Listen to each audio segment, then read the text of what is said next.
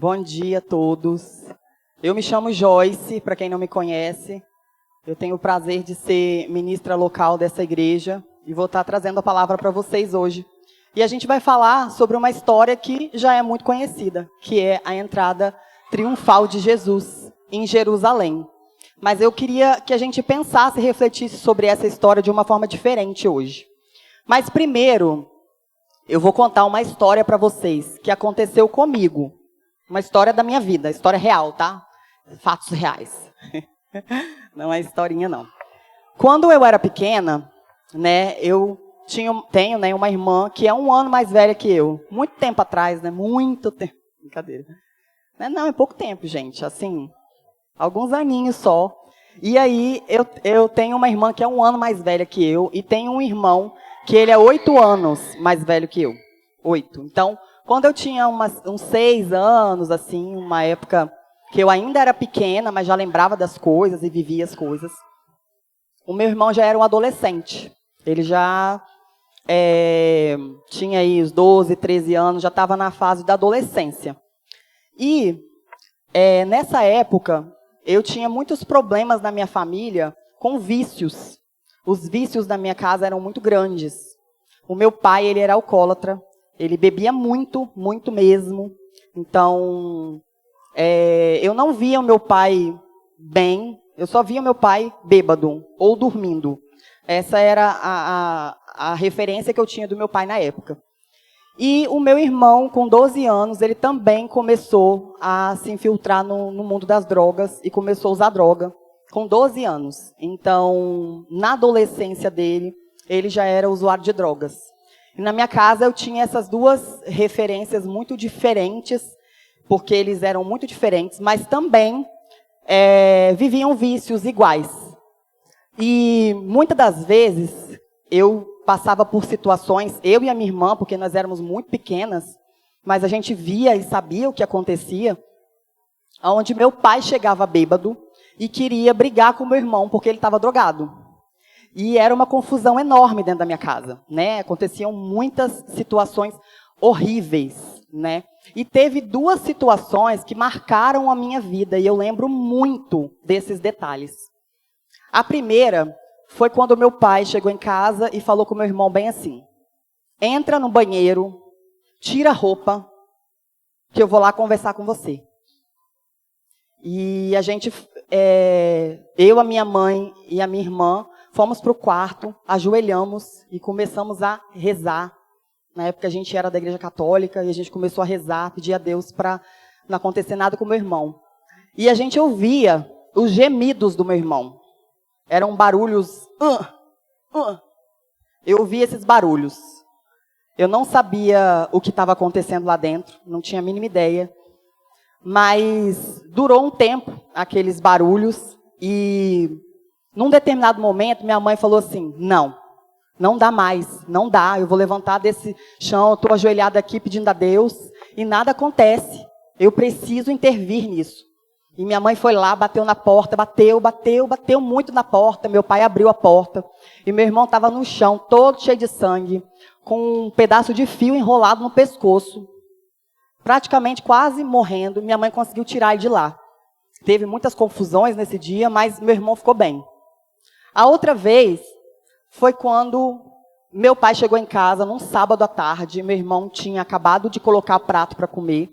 O meu irmão, ele esperava todo mundo comer e ele era o último a comer, porque ele pegava todo o resto de toda a comida e colocava dentro de uma vasilha gigante de vidro para comer, que tinha lá em casa. Então ele fez isso, colocou a vasilha e estava na sala comendo. Isso ele já tinha 3 ou 4 dias que ele estava fora de casa e tinha voltado naquele dia. O meu pai estava no bar, que é um bar perto da minha casa, e veio para casa. Chegando lá, encontrou ele e falou: você está aqui na minha casa comendo depois de 3 dias que você sumiu usando droga? Começou a brigar novamente com meu irmão, pegou aquele prato que ele estava comendo e quebrou na cara do meu irmão, em pedaços. Tirou a arma que ele tinha, que meu pai usava uma arma, e colocou na cabeça do meu irmão. E falou que ali ia ser o final dele. Não tinha mais jeito, que ele não ia aguentar mais aquilo. E meu pai estava bêbado. Novamente, eu e a minha irmã ficamos ali, né, orando, Jesus, me ajuda, não deixa meu pai atirar no meu irmão. A gente estava muito desesperada, minha mãe também. Minha mãe, por um tempo, ficou assim, mas em um momento também ela levantou e falou, não, você não vai atirar nele. Entrou na frente do meu irmão e falou, se você for atirar nele, você atira em mim primeiro. Depois você atira nele, atira em quem você quiser, mas primeiro você atira em mim. E meu pai desistiu de atirar nele, e mais uma vez meu irmão foi salvo.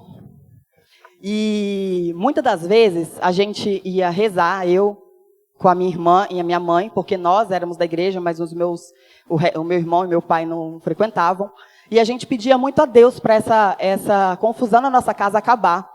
E pedia a Deus para Ele intervir quando acontecesse alguma coisa desse tipo, porque ia acabar um momento onde meu pai ia matar o meu irmão. Essa era a verdadeira história. E naquela época a gente não entendia muito bem o que acontecia, porque sempre voltava a ter confusões, e sempre voltava a ter brigas, e sempre voltava meu irmão a ser espancado, ou pelo meu pai, ou por outras pessoas. Mas hoje eu consigo compreender que a intervenção do Senhor era quando a minha mãe entrava na frente, quando nós estávamos ali orando, e ela ia até ele e tentava salvar ele de alguma forma.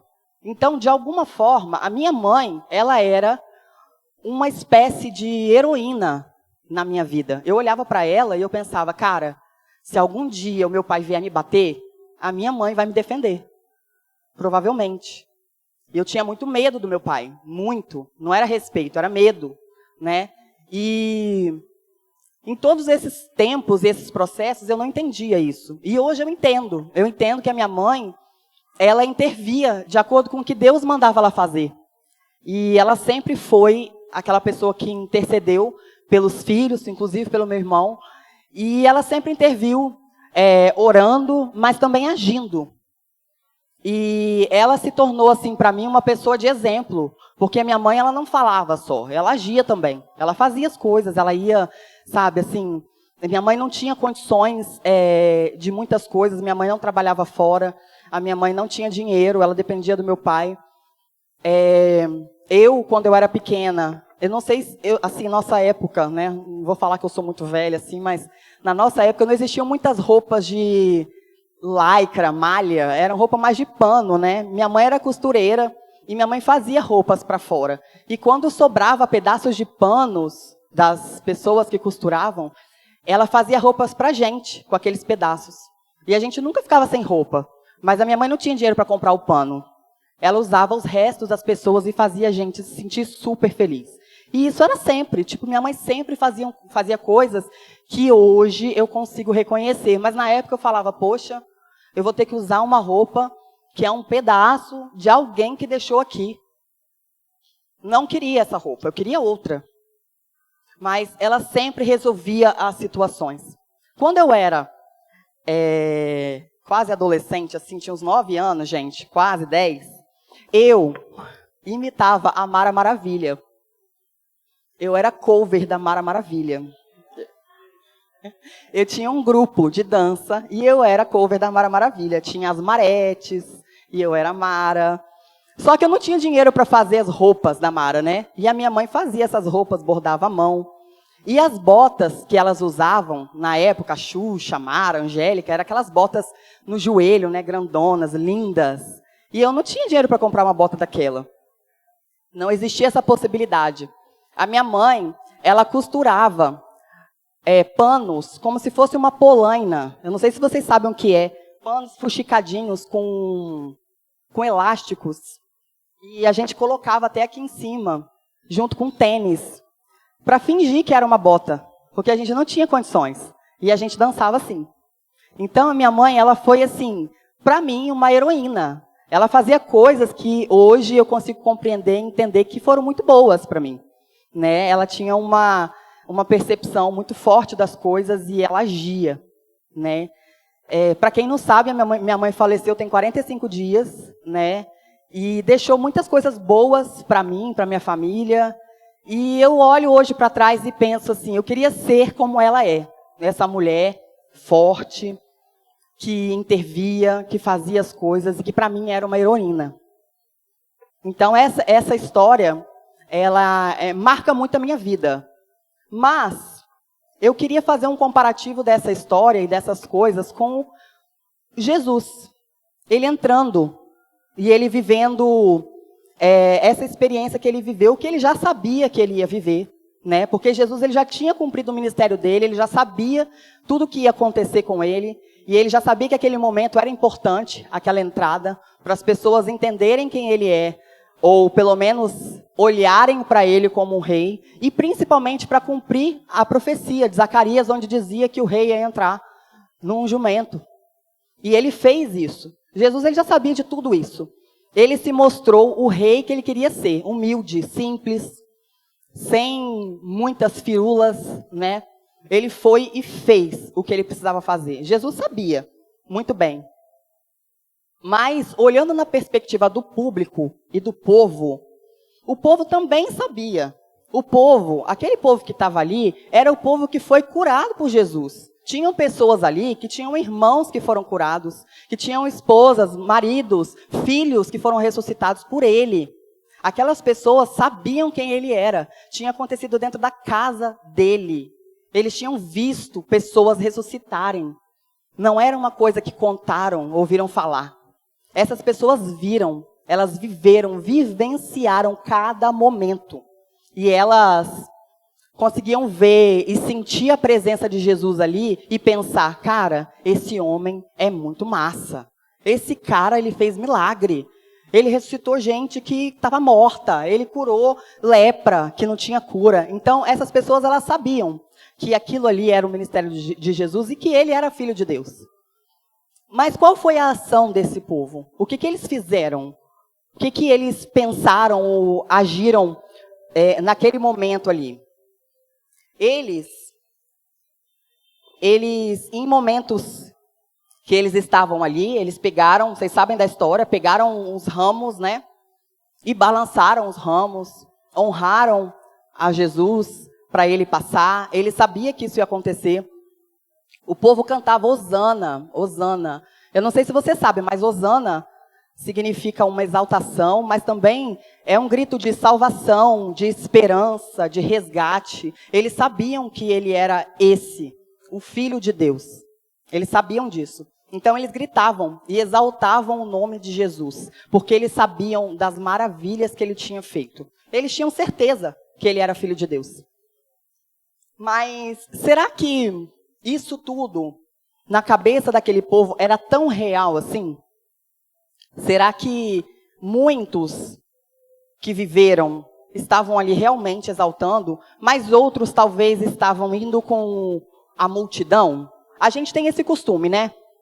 Às vezes a gente faz isso. Quando a gente tem alguém para levar a gente para algum lugar ou nos impulsionar a alguma coisa, é mais fácil da gente fazer. Quando você vai começar a treinar na academia, se você for sozinho, pode ser que você consiga ficar lá 1 mês, 2, 3. Mas se você tem um grupo, uma galera que você já está acostumado, ou você vai com alguém, aquilo ali te anima. Tem pessoas que é mais fácil você estar animado quando alguém faz com você algo. A gente tem esse costume na vida, de se empolgar com as coisas que as pessoas fazem e tentar também fazer. Talvez seja isso que alguma daquelas pessoas estavam fazendo naquele momento. Talvez elas estavam vendo todo mundo gritar, louvar. Gente, quem é aquele cara? Pô, deve ser uma pessoa famosa. Vamos tirar uma foto aqui, fazer um vídeo, postar, porque eu vou ficar, né, vou ter muitas curtidas aqui. Peraí, se fosse hoje, né, seria assim, a galera ia filmar todo mundo, ia postar em um monte de lugar. E as pessoas estão curiosas, muitas conheciam quem ele era, seguiam as outras, gritavam, era uma multidão enorme. Quem era essa multidão? Quem era esse povo que reconhecia quem era Jesus? Às vezes eu me paro para pensar, e eu fico pensando, cara, se eu estivesse ali naquele meio daquele povo, o que eu faria? Quais seriam as minhas atitudes? Eu, espiritada do jeito que eu sou, né, gente? Com certeza, eu faria, assim, um rebuliço, né? Gritava, ia fazer muita coisa, porque eu sou escandalosa. Quem me conhece sabe, né? Que eu sou bem escandalosa. Tem algumas pessoas que são mais, né? Ia só levantar ali o raminho e tal. Mas as pessoas tinham ações diferentes. Umas gritavam, outras exaltavam, outras louvavam. Mas todas elas estavam com o intuito que era adorar e reconhecer que ele era rei. Elas reconheciam isso. Essa era a ação do povo. Quando a gente vai começar alguma coisa que é importante para a gente se empolga. A gente quer aquilo, a gente começa e vai e quer, mas chega num determinado momento que as coisas mudam. E Jesus, ele conhecia o coração dessas pessoas. Cara, você imagina ele passando ali no meio do povo. Eu fico pensando assim, igual aquele olhar de super-homem. Não tem o super-homem que vê assim, dentro das pessoas, assim, consegue ter aquele raio-x de olhar para dentro das pessoas? Ele conseguia fazer isso. E ele via que o povo adorava ele ali, mas que aquilo ali não era real, que não era de coração, que não era puro. E Jesus, ele chorou. Ele chorou. Ele falou, cara, esse povo não aproveitou e não tem aproveitado tudo que eu fiz por eles. Ele se lamentou por isso, porque ele veio como Deus aqui na terra para fazer com que a gente conseguisse reconhecer minimamente quem é um Deus soberano. E as pessoas não conseguiam fazer isso. Elas iam pela empolgação, pela festa, pela glória, pela bagunça. Eu não sei por que elas estavam ali. Mas definitivamente não era reconhecer exatamente que Jesus era o rei delas. Porque alguma coisa estranha aconteceu lá na frente, nos próximos dias, né? Onde talvez aquele mesmo povo que estava ali, honrando e glorificando a Jesus, era aquele que dizia, crucifica-o, crucifica-o. Mas como assim? Quantos dias se passaram? Será que foram 5, 6, uma semana? Será que se esquece quem é um rei, um soberano, um poderoso em uma semana? E Jesus, ele sabia e ele lia os corações dessas pessoas. E por isso, ele entrou chorando. Eu fico imaginando Jesus entrando ali chorando, sabendo a dor de ter vivido tudo aquilo e do que mais ele viveria por aquele povo, sem reclamar. E mesmo assim, eles não iriam reconhecer quem ele era de verdade. Nós temos muitas chances na nossa vida, muitas chances assim de fazer coisas boas e receber coisas boas.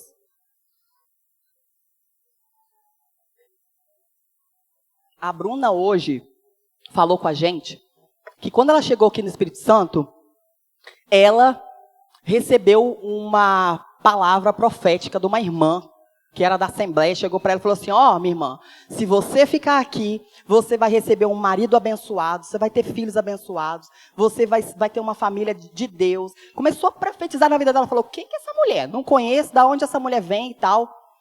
E ela falou, você precisa escolher ficar aqui. Fique aqui, porque Deus tem propósito na sua vida aqui. E a Bruna, graças a Deus, ficou, gente. Graças a Deus, aqui ó, temos o Cícero hoje, a família abençoada aqui. Mas ela teve uma oportunidade, e ela pegou essa oportunidade nos braços. E ela fez o que ela precisava fazer. Nós temos muitas oportunidades na vida, de conseguir um emprego. Às vezes você vai fazer uma entrevista, você tem a oportunidade de conseguir ou não, 50% de chance de sim ou não. De fazer uma faculdade, de fazer um curso, de fazer uma amizade, né? Você tem a oportunidade de fazer uma amizade com alguém, às vezes você tem a oportunidade de conversar com a pessoa e você, não quero ou quero. Mas todas as suas decisões na sua vida são oportunidades que você tem de você decidir algo. Nós somos livres para decidir o que a gente quer fazer. E essas oportunidades, elas vêm, mas em alguns momentos, elas não voltam mais. Na nossa vida aqui, isso é normal. Se você deixar passar alguma coisa, às vezes ela vai e não volta mais. Às vezes você consegue ter novamente essa coisa e essa nova chance, né? Existem essas possibilidades, mas na maioria das vezes a gente perde essa oportunidade. Né? Tem uma música que fala que o mundo dá volta, tanta volta, que eu sempre encontro com você, né? A música do Vitão. Ó, referência, hein? Vitão.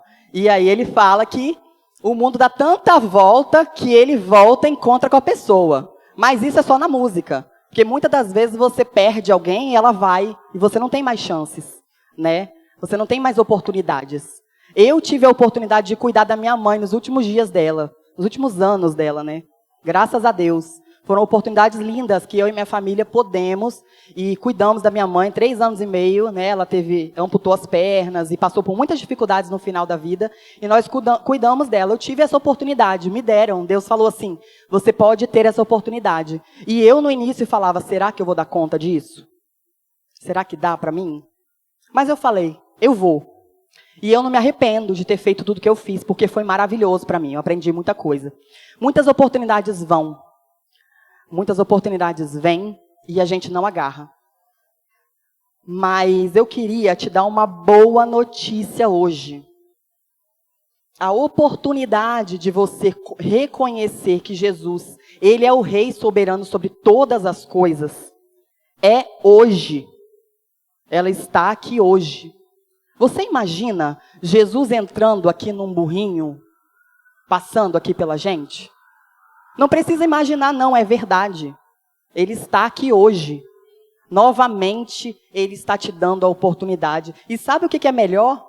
Essas oportunidades que nós perdemos, elas vêm e vão. Mas a oportunidade de adorar Jesus, ela é todo dia. E você acordou hoje e você tem novamente essa oportunidade. E se você não decidir isso hoje, vai ser o burro que Jesus está sentado em cima. Você pode amanhã decidir também quando você acordar. Não seja o burro. Seja realmente quem precisa ser. Jesus, Ele quer hoje te proporcionar a visão de você entender quem Ele é. Não é para que você faça as coisas pensando, o que eu posso ganhar com isso, adorando a Jesus? O que eu vou ter em troca se eu adorar a Jesus hoje? Não é sobre isso. Reconhecer que Ele é Rei independe de qualquer coisa que você faça ou viva na sua vida. Ele é Rei independente de qualquer coisa. Mas eu estou passando por muita dificuldade. Tem dinheiro? Não, tá ruim. Ele é Rei. Mas meu filho está doente. Ele continua sendo Rei. Mas eu não consigo um emprego. Ele continua sendo Rei. Ele entrou naquele dia lá e Ele continua entrando todos os dias depois daquele dia. Ele vai permanecer entrando todos os dias.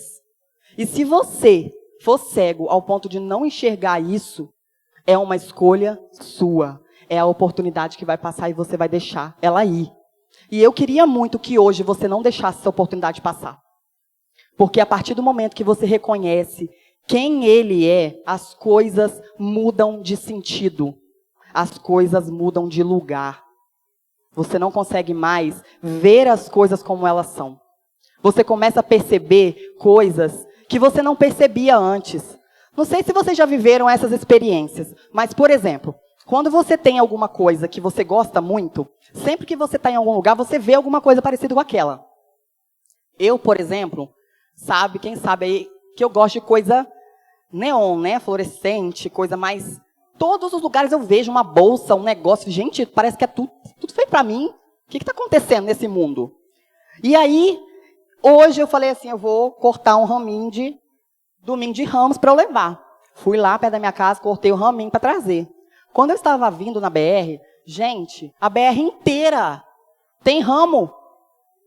Toda a BR tem palmeira, o tempo inteiro. Eu falei, gente, aonde que estavam esses ramos todos que eu não tinha enxergado até ontem?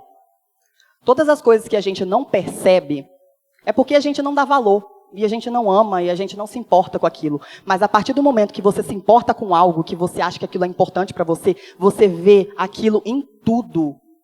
Você consegue perceber em tudo. Então, a partir do momento que você entender que Jesus, Ele é o Rei da sua vida, você vai ver Ele reinando em todas as coisas. E é sensacional saber disso. Sabe por quê? Porque não vai acabar a dívida.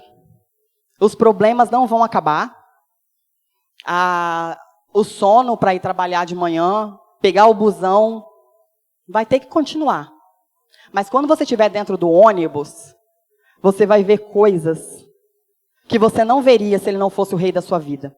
Você vai ver pessoas que você não veria. Você vai ver situações que você não enxergaria se Ele não fosse o Rei da sua vida. E a chance que Jesus te dá hoje é de você não ser só um telespectador, de você ficar ali olhando ele passar, balançar o seu raminho que seja e ficar, nossa, que legal, aquele cara passou.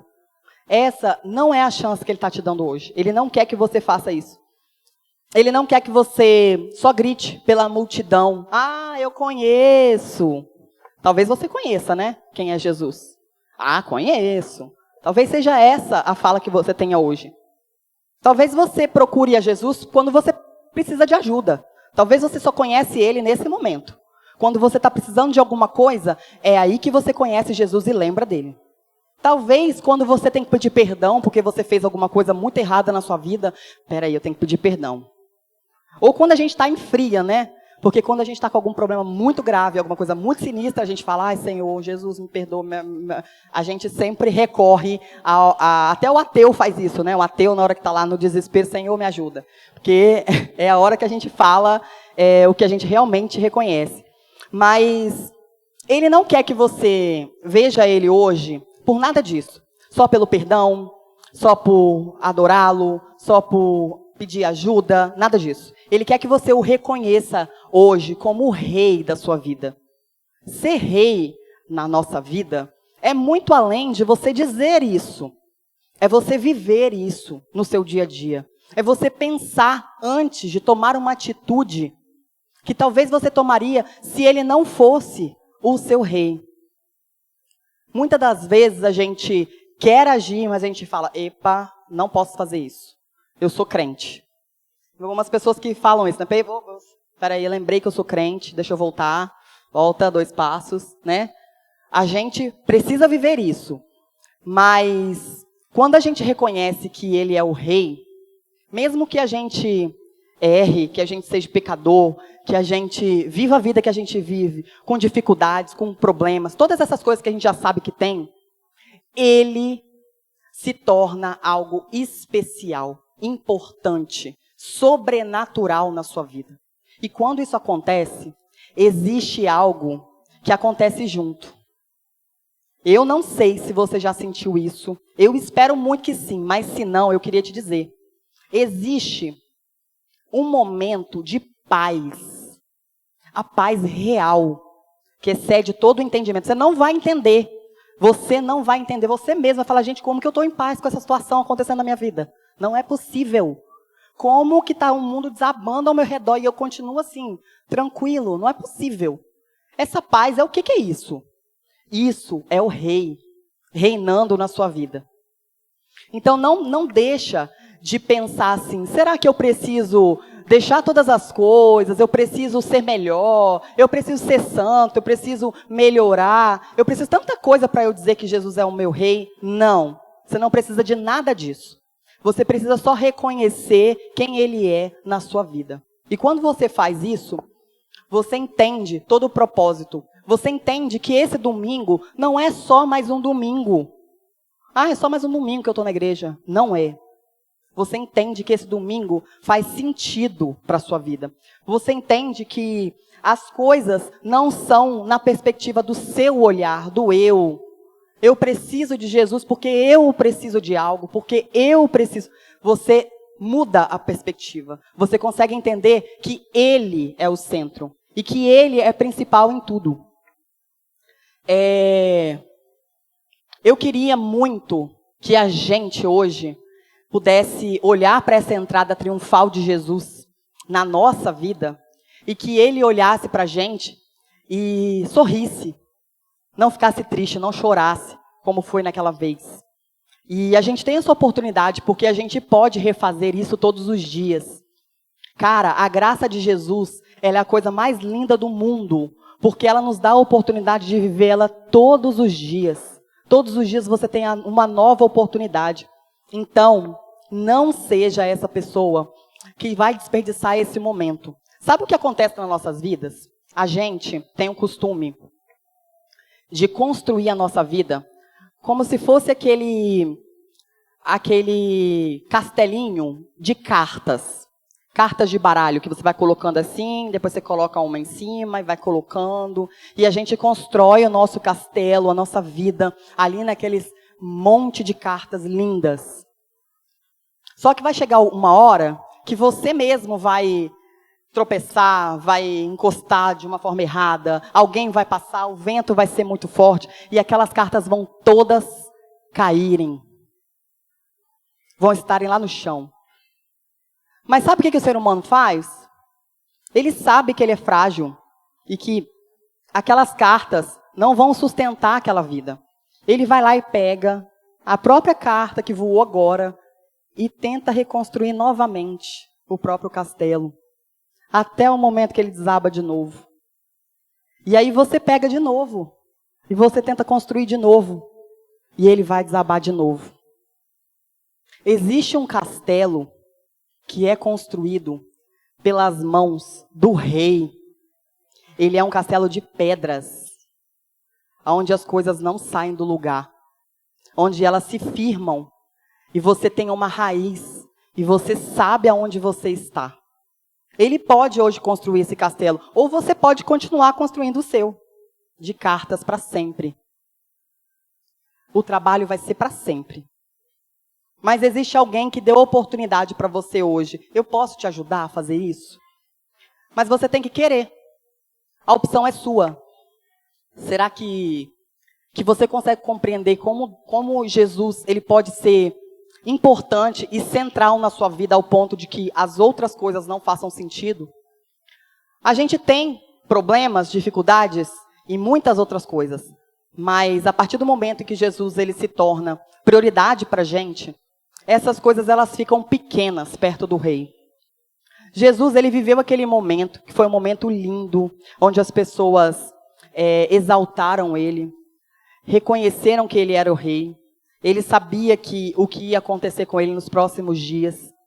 Ele estava triste, e ele estava mais triste porque as pessoas realmente não sabiam quem ele era de verdade, depois de tudo que ele viveu e esteve aqui. Então, eu não queria que a gente cometesse esse mesmo erro, porque há 2000 anos atrás, ele fez isso. Só que ele permanece fazendo. A graça de Jesus é essa. Ele permanece fazendo. Ele vai continuar passando com seu burrinho todos os dias. Todos os dias ele vai entrar por essa porta, pela sua casa. Ele vai passar. Você pode ignorar. Você pode ignorar. Mas você também pode não ignorar. E se isso acontecer, muitas coisas na sua vida vão ser diferentes. Você vai conseguir entender o que é realmente o verdadeiro amor, a verdadeira paz. As coisas que você hoje não entende. Por que eu estou vivendo isso, meu Deus? Por que as coisas são assim? Você vai entender. Você vai compreender. Porque Ele vai estar com você, Ele vai falar com você. Ele vai ser seu amigo. Ele vai conversar com você. Hoje, mais do que nunca, Ele está disponível. E Ele está aqui, novamente, para entrar nesse lugar. E sabe qual é esse lugar? É o seu coração, é a sua vida. Você precisa aceitar que Ele entre. E eu queria muito te convidar a você fazer isso hoje. Para a gente terminar, eu queria dizer que nós somos aquele povo, né? Aquele povo que em algum momento reconhece que Jesus ele é santo, verdadeiro, poderoso. Mas em outros momentos a gente perde essa visão. Mas todas essas coisas nos fazem lembrar e entender que Ele não desiste de nós. A gente desiste. Muitas das vezes a gente desiste da vida, de Jesus, do trabalho, do marido, de tudo. Mas Ele não desiste de você. Ele continua dizendo, eu estou aqui, meu filho. Eu quero fazer parte da sua vida. Eu quero viver com você. Eu quero estar contigo. Eu quero te amar. Eu quero cuidar de você. Eu quero tirar essa dor. Sabe essa dor aí, profunda, que você tem dentro do seu peito? Que às vezes ela vem e você não sabe como lidar com isso? Ele quer tirar essa dor. Porque existe um buraco dentro da gente que ele só pode ser preenchido por Jesus.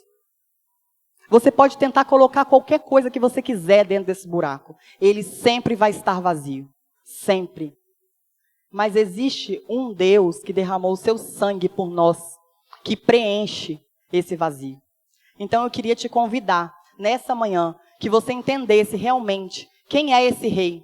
E que você cantasse, que você falasse, hosana nas alturas, porque ele reina sobre nós. Ele é o rei e ele sempre será o rei, independente que se você reconheça ou não. Ele permanecerá sendo rei. Ele disse que até as pedras falariam se as pessoas se calassem.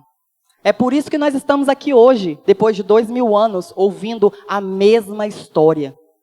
Independente dos anos passarem, essa história vai ser contada e recontada e recontada. Porque ele não desiste de você. Apesar de você, muitas das vezes, ter desistido dele. Ele vai continuar pedindo, deixa eu entrar na sua vida. Deixa eu passar pela sua vida e deixa eu ser o rei dela. A partir do momento que você entende o que isso significa, as coisas ficam mais fáceis e você realmente consegue entender o que é o Evangelho, o que significa o Evangelho de Jesus, o Evangelho de amor, de piedade.